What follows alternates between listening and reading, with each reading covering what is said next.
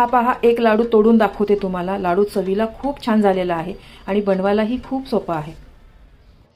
आज आपण कोणतेही महागडे सामान न वापरता सर्वसामान्य माणसालाही परवडतील असे फुटाण्याचे लाडू कसे करायचे ते पाहणार आहोत। हे लाडू चवीला खूप छान लागतात आणि बनवायलाही खूप सोपे आहेत।